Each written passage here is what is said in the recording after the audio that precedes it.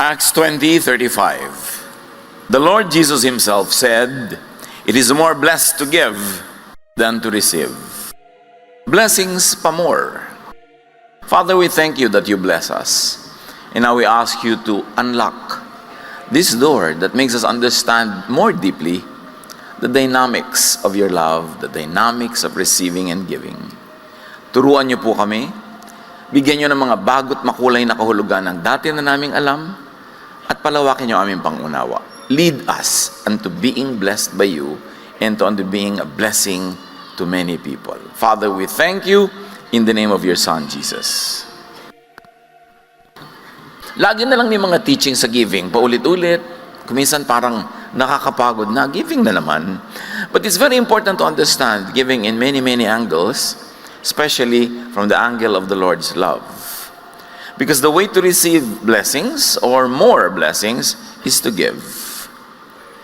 People should be taught giving so that they will be blessed. Not only so that they will be blessings to others. The giver is blessed because the giver obeys God. God's command especially. Deuteronomy 15:10, "Pahiramin niyo sila ng maluwag sa inyong kalooban at pagpalain kayo ni Yahweh sa lahat ng inyong gagawin." Pagpapalain tayo ng Panginoon kung tayo magpapahiram ng maluwag sa ating kalooban.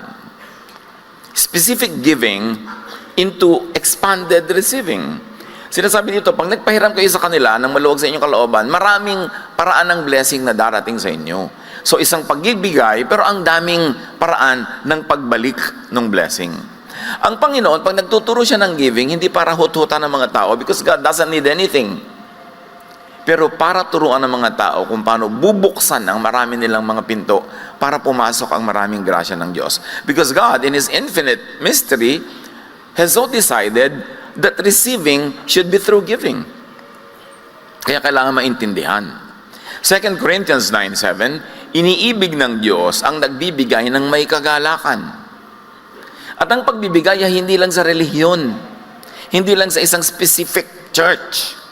Ang pagbibigay sa kapwa, lalong-lalo sa nangangailangan, sa mahina, sa mga disadvantage, kasama yon sa mahal ng Diyos na pagbibigay. Hindi kailangang relihiyoso ang konteksto ng giving. 2 Corinthians 8:7, masagana kayo sa lahat ng bagay. Sa pananampalataya, masagana kayo. Sa pagpapahayag, sa kaalaman, sa kasipagan, good. Kumpletohin nyo. Sikapin ninyo maging masagana rin sa pagkakawang-gawang ito. Napakaganda nung pahayag dito dahil ang kausap, mga church people. Tad-tad kayo ng relihiyon, ng doktrina, ng mga teaching, pero kumusta naman ang inyong pagkakawang-gawa? Kasi baliwala ang lahat ng ito kung hindi uuwi sa pagiging mabait at mabuti. Lahat ng pag-aaral ng salita ng Diyos, dapat ang ending, naging mabait ka, naging mabuti ka, at naging sensitive ka sa pangangailangan ng mga kapuspalad. That religion that is really overwhelmingly impressive to God is to visit orphans and widows in their distress, to help the sick and the needy. Hindi yung napaka-eloquent mo sa mga doktrina tapos kulang ka sa paggawa ng mabuti, lalong-lalo sa mga nangangailangan. Giving obeys natural law.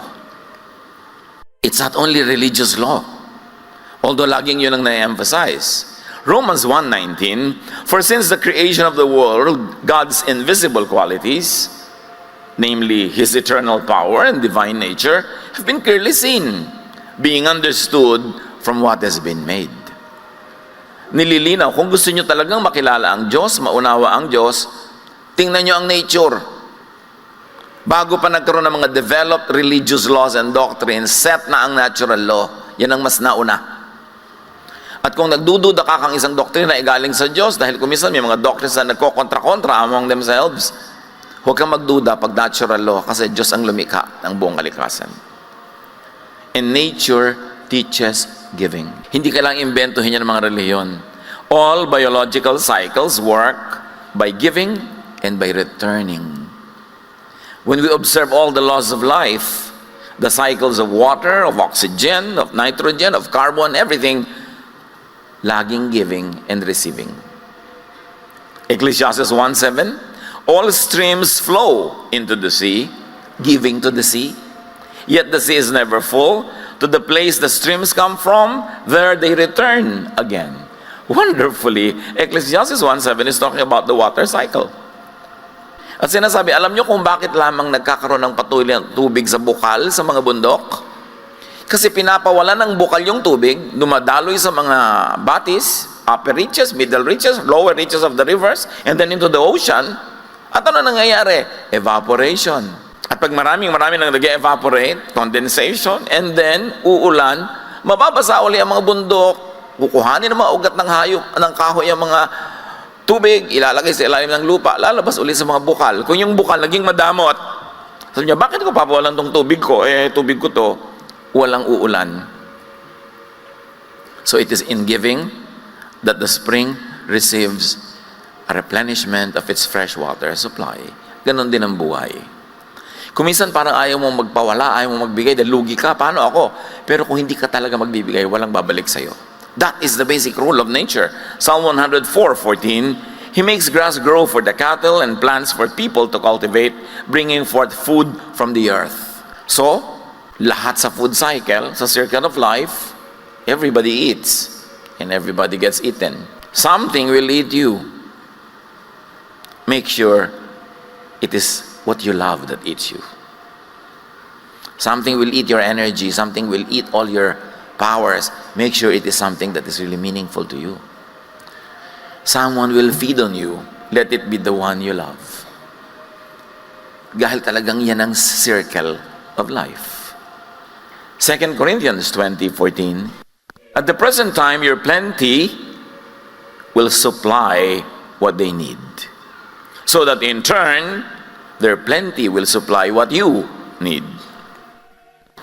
Yang kasaganaan mo, yan ngayon ang magpapakain sa mga nagdarahop at nangangailangan, at darating ang panahon, sila naman ang magiging masagana, ang pagdarahop mo naman ay sila ang magbibigay. This is the circle of life.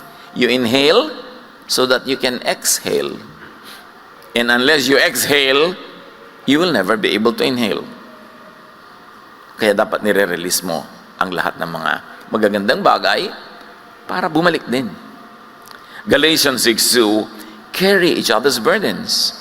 And in this way you will fulfill the law of Christ. And the law of Christ is this: you carry the burden of the weak person, and then when you are the one who is weak, other persons will carry your load. Ang Diyos na ang mag-a-assign nun. Hindi naman lagi yung binibigyan mo ang nagbibigay din sa iyo eh. But nature will see to it that there's balance. Nature is the best accountant. Debit, credit, zero balance yan. Walang debit, credit, kupit. Laging merong balancing. By reciprocating, we ensure that other people and we ourselves receive help. Ang di pagtanaw sa utang na loob ay isang abnormality, isang anomaly, isang hakbang tungo sa kabiguan. Kasi pag hindi ka marunong magbigay sa nagbigay sa iyo, mapuputol ang flow of blessings. Luke 17:17-18, Jesus asked, were not all 10 cleansed? Where are the other 9? Nagpagaling siya ng 10 ketongin, isa lang ang bumalik para magpasalamat. Has no one returned to give praise to God except this foreigner? 10 may ketong, pinagaling ng Panginoon, nagtakbuhan na yung siyang pauwi sa kanilang business, isa lang bumalik. Thank you, Lord. Sabi niya, wala bang bumalik? Isa lang. Para magpuri sa Diyos. Meron dito isang element ng giving. Praise to God. Bakit kailangan ng Diyos na laging pinupuri siya? Ganun ba siya ka-egoistic? Egotistical ba ang kanya mga pamamaraan? Ma-pride ba ang Diyos? Kailangan laging purihin? No. God doesn't need to be praised. We need to praise God. Because God is ordained in creation that praising the Creator calls blessings upon the one doing the praising. That is the rule. Maintindihan man natin at hindi, kaya ang mga tao, ay bakit ang easy naman po ng praise and worship natin ngayon, bitin? Sister, 3 hours na, bitin pa. Meron kasi talagang kailangan mag-praise sila na mag-praise. At bakit nila gusto yon? Dahil may nangyayari sa kanila pag nagpe-praise sila, mahirap paliwanag. Pag ang tao nagpe-praise sa Diyos, nagbibigay. Ito, bigay ha. Hindi lang naman tithes and offerings ang binibigay sa Diyos. Nagpe-praise ka, ikaw nakikinabang. Hindi natin alam how it works. Maybe someday people will know how the mechanics. But when we praise, we get blessed. Psychologically, mentally, emotionally, and even physically. There are people who are known to get well from their illnesses by praising. Mayroong ganun. Kaya sabi niya, bakit yung Siyam hindi nagpasalamat? Hindi dahil nagagalit ang Diyos, hindi siya pinuri, kundi sayang! Hindi makukumpleto ang blessing sa kanila. Dito lang sa isa bumalik, mabubuo yung cycle and circle of blessing. Kasi tumanggap, dapat magbigay. Hindi sila nagbigay, wala nang tatanggapin. Baka mabawi pa yung naipahiram sa kanilang kalusugan. Matthew 18:32-34. Then the master called the servant in. You wicked servant, I canceled all the debt of yours because you begged me to. Shouldn't you have had mercy on your fellow servant, just as I had had on you?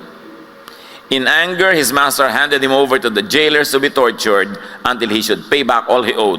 We all know the story. Ang laki ng utang nitong servant 1, pinatawad ng master, tapos si servant 1 siningil yung servant 2 na may konting utang sa kanya. So, pambihira ka, laki-laki na binigay ko sa'yo, tapos hindi mo pinatawad yung mayroong utang sa'yo. May utang ka na uli at dahil hindi ka makabayad, ikukulong ka. This is a story that is meant to be understood at the lowest level of comprehension. Pero may mataas siyang kahulugan na pagka hindi ka nagbigay at ikaw'y binigyan, nature will work. God does not have to get down from heaven to decide what to do with you and for you. It will work naturally because after the 6th day, God finishes work. Resting na ang Diyos. So all the laws of nature are already set. So pag may binrake ka, God doesn't have to make a personal decision to punish you. The system will punish you. The natural law will chase you. At gano'n na mangyayari. Kaya sabi ng matatanda, dahil sa tagal na ng buhay nila, na-observe na nila, ang di lumingon sa pinanggalingan, di makararating sa paroroonan. Kailangan marunong kang lumingon. Marunong kang magsukli sa bawat ibinibigay sa iyo. 1 Corinthians 10:24, no one should seek their own good, but the good of others. Ito ang sikreto ng success. Seek the good of others. Itong very materialistic and mistaken, twisted, warped world, ang itinuturo sa atin ngayon, selfishness. Kailangan ikaw manalo. Kailangan sa competition, very competitive ka. Kailangan ikaw ang laging manalo. That's not what nature tells us. Because lack of altruism, lack of goodness to others, selfishness begets selfishness. Ang maramot ay pinagdaramutan. Ang nananalo, pinagpaplanuhang talunin. Hindi ka magiging winner for long. Kasi laging merong maghahangad na siya naman ang manalo. In the long run, this leads to extinction rather than survival. All the species survived and thrived throughout time since creation when they know how to cooperate with each other and with other species. Even plants help each other. It has been proven by studies that the roots of plants under the ground communicate with one another. At pagka mayroong isang tree na mayroong may sakit, the other trees send nutrients through the root system. Nagtutulungan sila. That's how they survive. Kaya kahit sa mga biological relationships, iba yung mutualism, may commensalism, at pag may parasitism, somebody dies. May bulati ka sa tiyan mo, inubos niya ng inubos ang nutrient mo, binigyan ka pa ng sakit, pag namatay ka, edi patay din siya. It is in cooperation that we will thrive. Kahit yung mga mundo ngayon, mga nations, all these countries, ang survival of the human race is in cooperation, not in competition. Kaya yung mga traders natin, may magandang policy, one town, one product. Biruin mo naman sa Laguna kung lahat ng mga town dyan ang product ay buko pie. Sino pang bibili nun? Lahat sila pare-pareho ng product. Kailangan may espasol naman doon. May sombrero dito, may bayong doon. Cooperation. Yung kulang ng isa, ikaw ang pupuno. Yung kulang mo, siya ang pupuno. And it is in cooperation that we thrive. Tigil-tigilan yung sinungalingan ng competition. Because when you compete, your competitor will like to kill you. And one of these days, they will succeed. Samantala kung cooperative ka, napapakinabangan ka nila, bubuhayin ka nila. Or at least hindi ka nila papatayin. Ang Sodom, yung city of Sodom, winasak yan at pinasabog dahil sa kanilang selfishness and greed and unkindness. Ezekiel 16:49-50. pinapaliwan kung bakit tinupok ang Sodom. Now, this was the sin of your sister Sodom. She and her daughters were arrogant, overfed, and unconcerned. They did not help the poor and the needy. They were haughty and did detestable things before me. Therefore, I did away with them, as you have seen. The sin of Sodom was very inhospitable. They were very unkind to strangers. Psalm 107, 33 to 34, about Sodom. He turned rivers into a desert, flowing springs into thirsty ground, and fruitful land into a salt waste, because of the wickedness of those who live there. And that was unkindness, as explained to us by Ezekiel. Hostility, violence to innocent, helpless foreigners. Acting selflessly ultimately leads to the propagation of the species. Yung marunong makibagay, makitungo, makisama, makipagmabutihan, sila ang magwawagi. The giver is blessed because the giver reflects God's image. Because the image of God is a giver, not a taker, not a one-way taker. God gives and God receives. What does God receive from us? Our worship, our devotion, our love. And if you like to say, our service. But God is all-sufficient. God doesn't need our service. But God, because He is so loving, takes it upon Himself na Siya ang umaako na nagkakautang pag may ginagawa tayong mabuti sa kapwa. Kaya tuloy, nabibigyan siya by giving to the needy, to others, to worthy causes. God participates in the circle of life of the giving and the receiving. He doesn't need to, but He chose to do so, to be involved with the lives of the people that He created. Hebrews 13:16, at huwag nating kaligtaan ang paggawa ng mabuti at ang pagtulong sa kapwa, sapagkat yan ang alay na kinalulugdan ng Diyos. Pwede natin gawin yun araw-araw, gumagawa ka ng mabuti sa kapwa. Kinalulugdan ng Diyos. Tinuturoan nyo ba ang mga anak nyo na, anak, itong baon mo, masarap na sandwich. Bakit po dalawa, maghanap ka ng classmate mo na walang baon at bigyan mo? Tinuturoan ba natin sila nito? O anak, ipakita mo ang ganda ng sandwich mo. Ang kapal ng palaman. At kagatin mo habang nakatingin sila. Yung ba ang itinuturo natin sa mga bata? We should train them in the art and science of giving. Early on. Pwede naman. Pwede pagka bumibili ka ng school supply, dalawa yung magandang payong. Humanap ka ng classmate mo na walang payong. Can you imagine what kind of life you will give to your child kung tinuturuan siya maging giver? You're setting up the child to be loved by so many, to be helped by so many, dahil helpful siya. Pero kung ituturo mo, dapat ikaw lagi number one, na kailangan matalo mo yung classmate mo, kailangan ikaw lagi a winner. Everyone will hate the winner. Who loves a winner? Yung nanay lang niya. So nga sabi, don't be number one. Number two is okay, number three is okay. Less enemies. Dahil ang pinakamatayog na puno ang tinatamaan ng kidlat. Even nature tells you that. Don't always be the tallest. It doesn't always pay. So the giver is blessed because the giver becomes God's channel of blessings.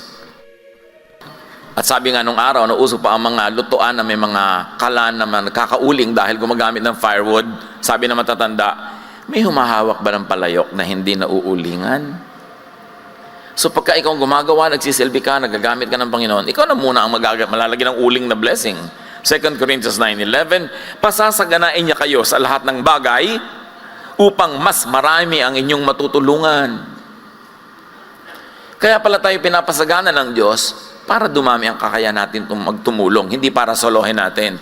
Kaya pag ang dami mong blessing, sabi, teka, kahit anong arithmetic ang gawin ko, sobra-sobra, may pinapagawa sa iyo ang Diyos. May pinapatulungan siya sa iyo. Huwag mong solohin. Binibigyan ka ng chance to be a blessing. Paano po to? Kinita ko na to, sobra na to. Dadami pa lalo yan pag ipinapamigay mo sa tama. Sa tama. Yung malapit sa Panginoon. Una ka na nabigyan, kaya ka nakakapagbigay. Pag sinasabing lugi naman ako na lang lagi naglilibre, paano ka nakakapaglibre? Di ba dahil binigyan ka ng Diyos ng sobra? So nauna ka nang na-bless. So bakit mo ipipigilin ng sarili mong maging blessing sa iba? Kung nananalig ka na ang Diyos ay gising at buhay at alam ang nangyayari, ipapalugi ka ba niya dahil mabait ka? Sasabihin ba niya, pasensya ka, mabait ka. No. Lalo kanyang pagpapalain. At ang pagpapala na yan, hindi laging monetary, hindi laging nabibilang na pera. Yung hindi ka lang nagkakasakit, daig mo pang mayaman. Magkano ang head transplant, aber? Biro mo, hindi nabasag yung ulo mo kahapon, buo pa ngayon, hindi mo kailangan ng head transplant, di daig mo pang mayaman. Yung inililigtas ka sa mga dilubyo, laking yaman na yun. Kung dinadagdagan ka pa materially, nabibilang mo pa, edi lalo-lalo. The giver is blessed because actually, the giver receives. Luke 6:38, magbigay kayo at kayo bibigyan din. Hustong takal, siksik, liglig at umaapaw pa ang ibibigay sa inyo. Sapagat ang panukat na ginagamit nyo sa iba, ay siya rin ginagamit na panukat sa inyo. At bago tayo malito, ang pinag-uusapan dito ay pagbibigay ng patawad. It is forgiveness. That is the topic of this verse. It's not money, but forgiveness. But the specific meaning of forgiveness, as when you give, nabibigyan ka rin, can be expanded into a universal meaning that whatever you give away comes back to you.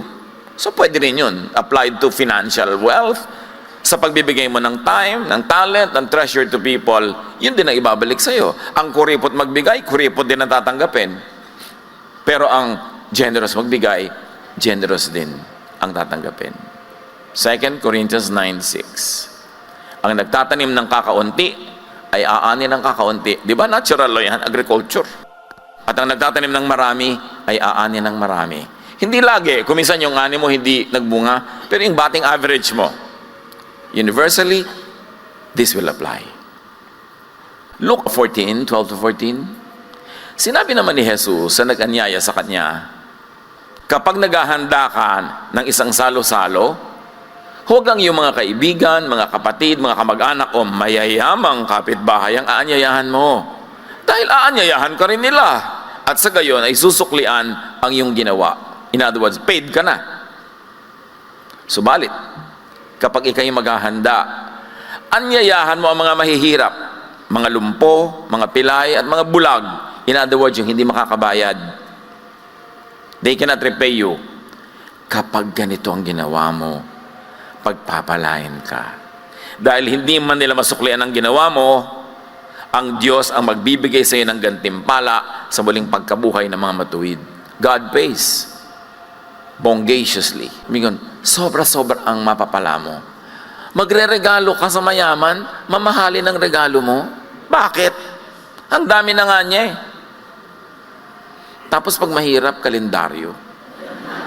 Hindi na nga uso. May mga buwan, yung kailan bilog ang buwan, kailan ang 1/4 ng buwan. Kung kaya magbibigay ka ng tuwalya, may nakalagay, good morning.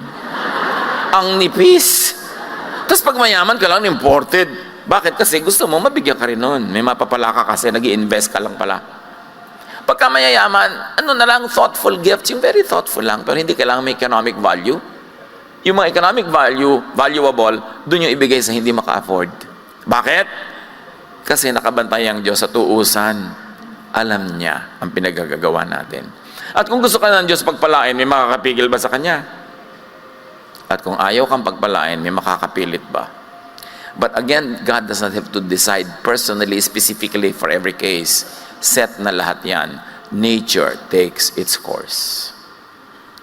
So magbigay sa hindi makababayad at makapagsusukli. The giver receives, and this is according to studies, the giver's glow. They call it the giver's glow. What is the giver's glow?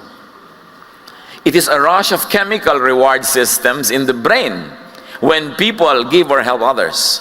It gives feelings of tranquility and inner peace. Napag-aralan na nila ito, meron palang giver's glow. Tingnan yung katabi nyo. Kasi meron ding madamot paleness. Nakikita pala sa kutis. Alam nyo yan mga kapatid, di ba? Yung iba ang saya mo pag nagbigay ka.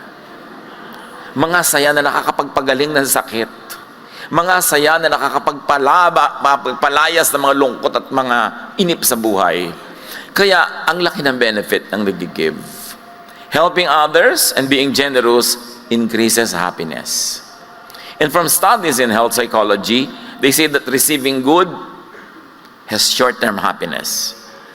But giving and doing good has long-term happiness. Na-measure na sa mga laboratory exams yan at mga tests. Pag ikaw'y tumatanggap, meron kang maiksing saglit na kaligayahan. Pero pag ikaw nagbibigay, matagal yung kaligayahan. So ask, meron ba akong giver's glow? Di ba kung minsan sasabihin ng kaibigan mo, uy, may glow ka, in love ka, no? Pero meron ding glow yung nagbibigay. At hindi imposibleng merong praisers glow. Yung pag pinupuri mo ang Panginoon, merong worshipers glow, at syempre, meron ding madamots darkness. Basta yan, inutos, may benefit. Tatandaan nyo to, ha? Pag inutos ng Diyos, may sense. Hindi mo man naintindihan. Kasi sinabi niya, praise God, give to God. Sundin mo, kasi alam ng Diyos kung ba't niya inuutos yun. And when you begin to obey it, you switch on and put on automatic a reward and blessing system that will never stop until you receive the blessing promised by God. Reverse it. Yung kasakiman, pagiging makasarili, ang pindutin mo, aandar din yun, it will never stop until you receive the punishment. Because God is just. And God knows. So there are clinical benefits of the giver's happiness.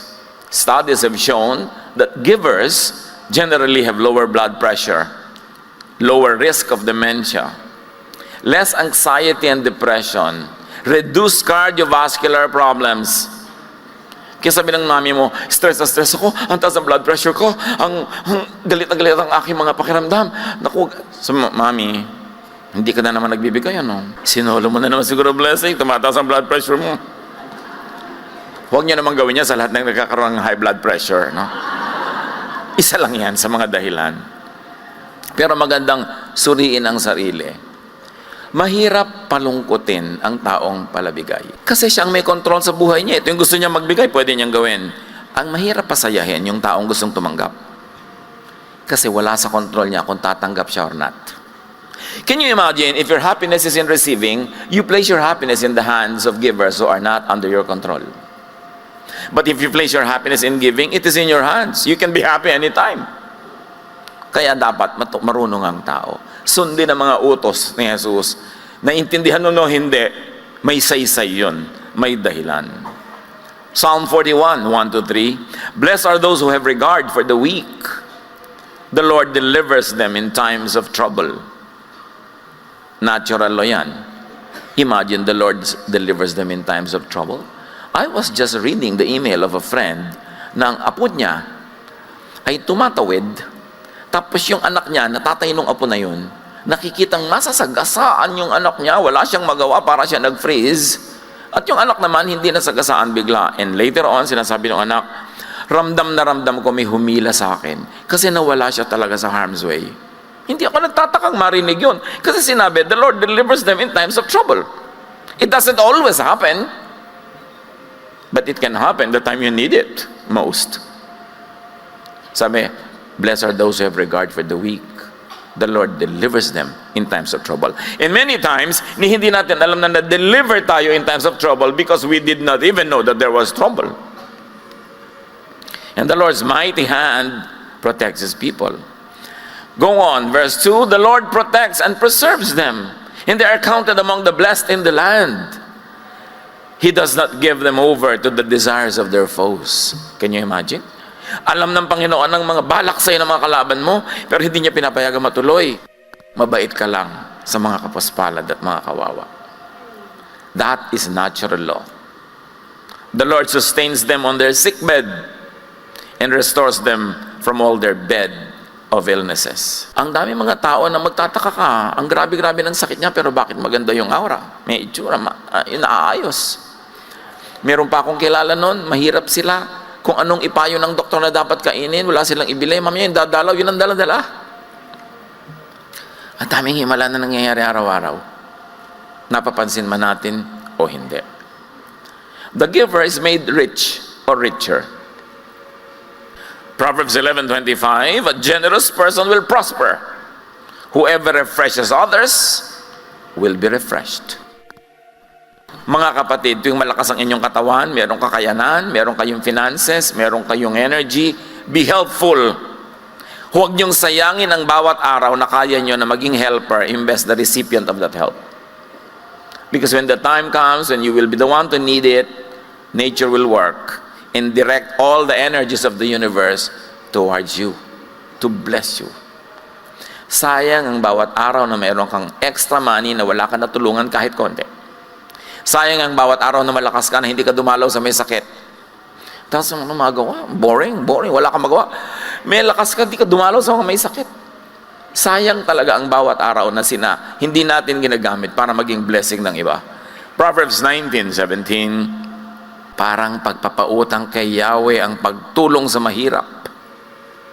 At pagdating ng panahon, si Yahweh ang magbabayad. Kung meron tayong mga household staff, galit na galit ka dahil bali ng bali, pinapasweldo mo na ang lit-lit, magtataka ka pa bumabali. Paano magkakasya? At kung meron kang empleyado, meron siyang asawa, meron siyang anak, maliliit, lahat yun galing sa binibigay mo doon sa empleyado mo. Hanggang toothpaste nila, hanggang asin nila, hanggang ribbon ng anak niya na mga kulot-kulot na ganun. Ibinibili nun, galing sa pasweldo mo yun eh. Kaya pag nilaki-lakihan mo ang pasweldo, nagbigay ka ng konting bonus, nagmumultiply yung blessing sa pamilya. Hindi naman yung nakabasag lang ng baso, salary deduction. Anak, hindi ka pag-enroll ngayon, bakit po nakabasag ako ng baso? Ulupong ang amo ko kasi anak. Can you imagine kung bless ka, meron ka mga pagkain sa bahay, ang dami mong sobra, ipauwi mo sa iyo mga staff para makakain din yung mga anak niya. Won't you be a blessing? You can. You can be. Just be conscious of it. Kahit kumakain ka sa restaurant, o order ka ng extra na masarap, ibibigay mo sa waiter na nag-serve, o iuwi mo sa asawa mo. Ay, hindi po yan ang gusto niya eh. Akin na! Kasi mayroon ka naman binibigyan, suplado pa. Lagi niyong ibigay sa mag-appreciate. Mga kapatid, isa lang naman ang tinutumbo ko eh. Open your eyes. Life is full of opportunities to be a blessing to others. Just have the blessing mentality. Katulad yan, nabe-bless ako pag palakpak kayo na palakpak, di ba? So, mga kapatid, huwag magsasayang ng sandali. Sandali lang ang buhay. Earn all the points. Sayang ang chance. At first glance, giving seems like losing. Kasi giving eh. Pero meron isang kwento, among many na kamukha sa 1 Kings 17:10-16.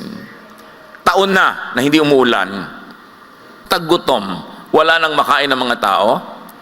Ang propetang si Elijah or Elias nagpunta sa isang bayan at inabutan niya pagpasok niya ng gate ng bayan ang isang babaeng parang tingting, butot balat, namumulot ng mga tuyong kahoy, panggatong. Nang papasok na siya sa pintuan, 1 Kings 17:10-16, sa pintuan ng lungsod, nakita niya ang byuda na mumulot ng panggatong. Mami, ano pong panggatong? Firewood, anak. Firewood. Sinabi niya sa babae, maaari po bang makiinom? Para, excuse me, makikiinom ka, may famine. Walang ulan, walang tubig.